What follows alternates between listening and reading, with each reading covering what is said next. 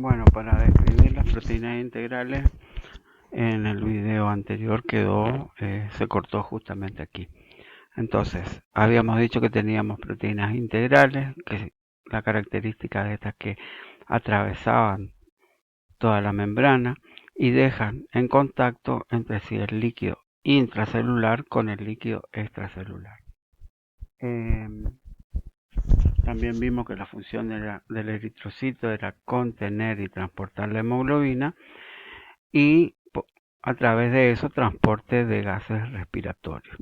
Entonces el eritrocito está circulando permanentemente y en los tejidos se produce, en las células de los tejidos se produce dióxido de carbono que ingresa a la célula y se une al agua. Por acción de la anhidrasa carbónica se transforma en ácido carbónico y este se disocia en protón y bicarbonato. El bicarbonato pasa al líquido extracelular o al plasma y la célula queda con un déficit de carga negativa, entonces lo compensa la entrada de un cloruro. Por eso esta proteína se llama banda 3 o canal aniónico. Por otra parte, el protón que quedó en el líquido intracelular, en el interior del eritrocito, se va a unir a la hemoglobina. Esto lo vamos a ver bien en el tema de ácido base, donde vamos a ver que la hemoglobina cumple una función buffer dentro del eritrocito. Por otro lado tenemos la bomba de sodio ATPasa, que es una bomba que requiere de energía. ¿Por qué requiere de energía? Porque va a transportar sodio y potasio en contra de su gradiente de concentración. Como vemos acá, el sodio, sabemos que dentro del líquido intracelular, el sodio es muy bajo y fuera es muy alto.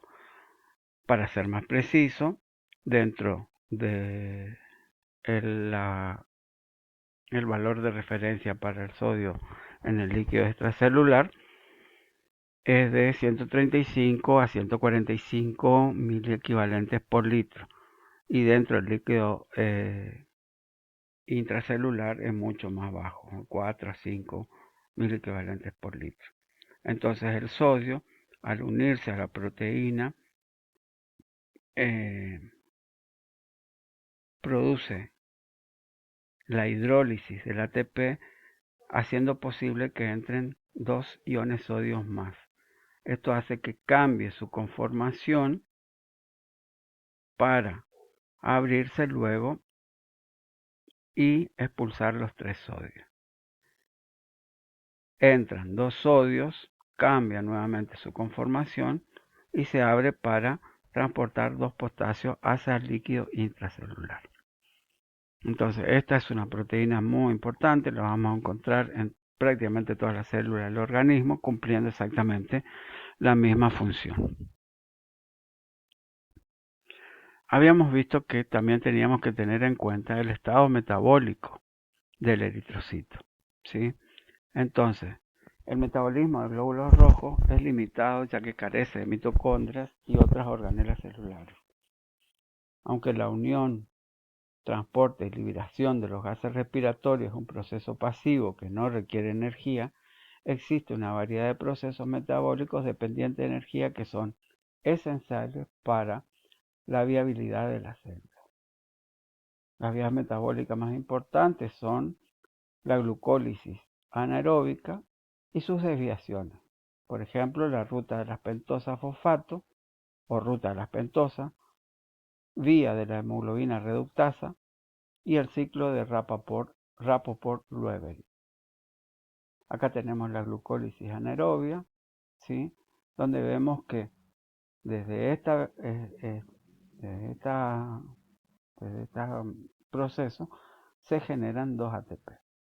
2 ATP por cada molécula de glucosa. Y acá tenemos las vías metabólicas derivadas, el metabolismo del glutatión, la vía de la metahemoglobina reductasa y el 2,3-difosfoglicerato o 2,3-DPG. Vamos a ver qué función cumple cada una de estas vías metabólicas. Ya vemos acá que la glucólisis en sí genera 2 ATP por cada molécula de glucosa.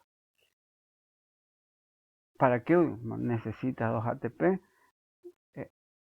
El ATP es necesario para la regulación intracelular de cationes a través de bombas de cationes. O sea, el ATP es necesario ¿para qué? Para mantener esta concentración. El líquido intracelular del eritrocito debe tener de 5 a 7 milimoles por litro de sodio, alta cantidad de potasio, de 98 a 106, la concentración de calcio iónico muy baja y la concentración de magnesio bastante diferente a lo que está en el líquido extracelular. ¿Para qué sirve esta vía? ¿Cuál es la función de esta vía? Entonces, proporciona la energía para el funcionamiento de bombas. ¿Para qué? Para mantener la concentración del líquido intracelular del eritrocito en este caso. El metabolismo de glutatión. Ahora nos referimos más al poder reductor que tiene esta desviación. La glucosa 6-fosfato, a través de una enzima que se llama glucosa 6-fosfato, pasa a 6-fosfogluconato. Por la presencia de NAD-fosfato reducido y de glutatión reducido, hace que el agua oxigenada que se pudo haber generado en la célula pase a agua. Entonces, ¿qué es lo que proporciona esta vía? El poder reductor. Estos grupos oxidantes pueden y oxidan los grupos subfibrilos de la hemoglobina. Y si la hemoglobina se oxida o las proteínas de la membrana del eritrocito se oxidan, esto va a ser una irregularidad en la membrana y la célula poco a poco va a ir perdiendo su función. Entonces no va a cumplir la función de transportar los gases respiratorios y va a ser destruida por los macrófagos del vaso. Entonces, la vía del metabolismo del glutatión proporciona NAD-fosfato reducido y glutatión reducido para reducir oxidantes celulares. Aproximadamente el 5% de la glucosa celular ingresa a esta vía, o sea, sufre esa derivación.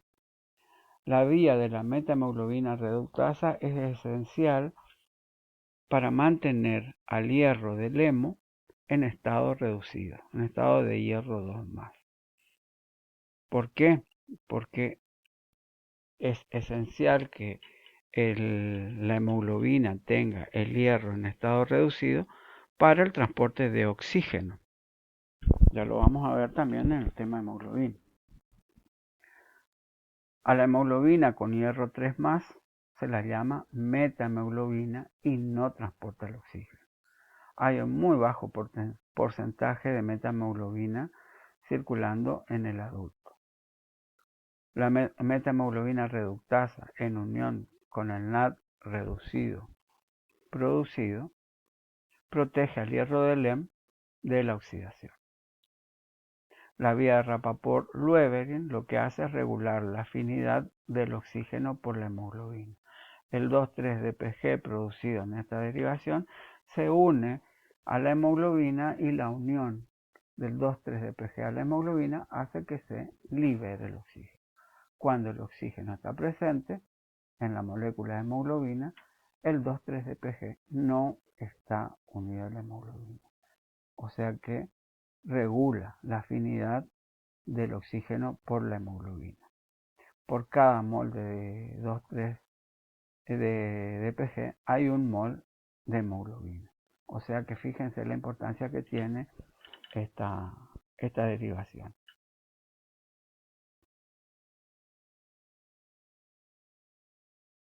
Bueno, ¿cómo se produce la regulación de la producción de mantillas? Podemos analizarlo desde dos puntos de vista. Cualquier proceso que reduzca la cantidad de oxígeno transportada a los tejidos aumenta la producción de eritrocitos. Cuando ocurre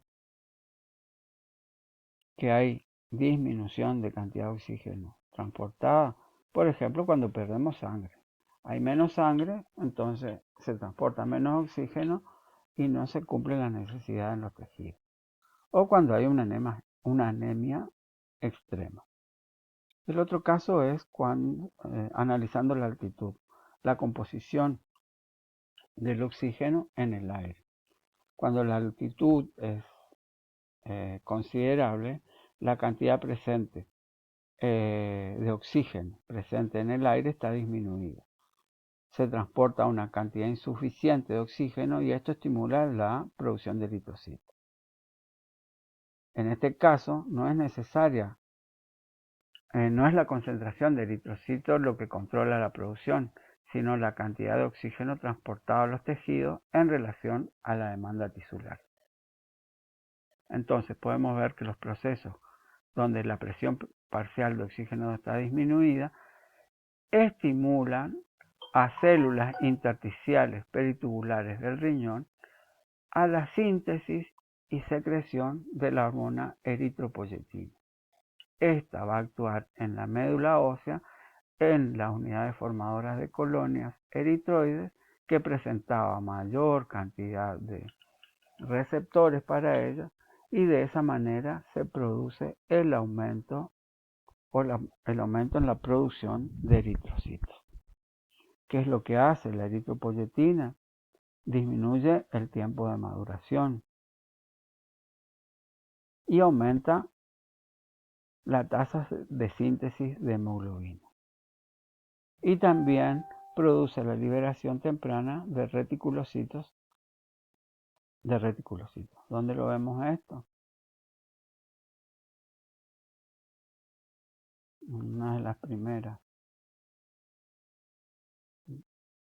Entonces, vemos que, ¿a dónde está? Acá. Acá tenemos la unidad formadora de colonias eritroides con los receptores para la eritropoyetina. Disminuye el tiempo de síntesis, aumenta la síntesis de hemoglobina y hace que que se liberen tempranamente los reticulocitos de la médula ósea. Para la maduración de los hematíes son esenciales dos vitaminas, la vitamina B12 y el ácido fólico. La vitamina B12, el déficit de vitamina B12 ocasiona un tipo de anemia especial donde los glóbulos rojos son más grandes que los normales, o sea, son macrocitos. Transportan y contienen a la hemoglobina, pero tienen una vida media más baja. Entonces estas dos vitaminas son esenciales para la síntesis de ADN. Y también en la maduración de los hematíes es necesario el hierro. ¿Por qué? Ya lo dijimos recién. Es necesario para el transporte del oxígeno o de los gases respiratorios. La muerte del eritrocito o eriptosis es un proceso programado. Es el envejecimiento. Se produce en el envejecimiento del eritrocito. El envejecimiento se caracteriza por un aumento del calcio intracelular, el calcio iónico intracelular. Nosotros vimos anteriormente que era necesario mantener cantidades muy bajas de calcio iónico intracelular. A medida que el eritrocito envejece, va aumentando las cantidades de calcio iónico intracelular. ¿Por qué aumenta? Porque hay un aumento en la permeabilidad al calcio que puede iniciarse por un shock osmótico, una